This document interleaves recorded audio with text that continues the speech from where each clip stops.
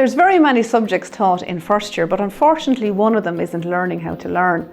And first years find the transition from primary school to secondary school quite difficult if they haven't got the skills for independent learning. This programme is designed to provide them with tools, steps and the skills to become confident learners.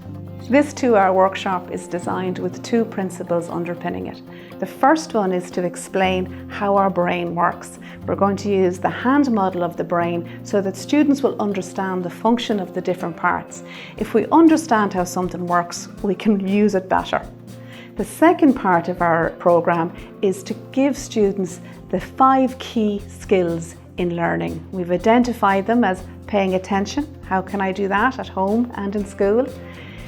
Effort. How do I put effort in and what does that look like?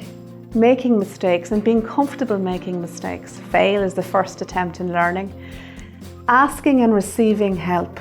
It's very important that we encourage students to do that. And our final step, of course, is practice, practice, practice. Practice makes progress. Looking at our schools identifies metacognition, that's understanding how we learn, as a key skill that should support students in having better learning outcomes and learning experiences. Junior Cycle Framework itself is underpinned by 8 key skills and 6 wellbeing indicators. This programme has been designed with all of that in mind.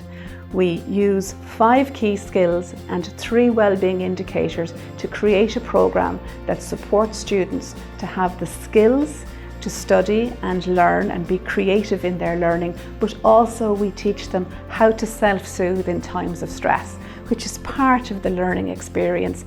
This is a piece for life. It's equipping students with the skills they will need going forward for lifelong learning.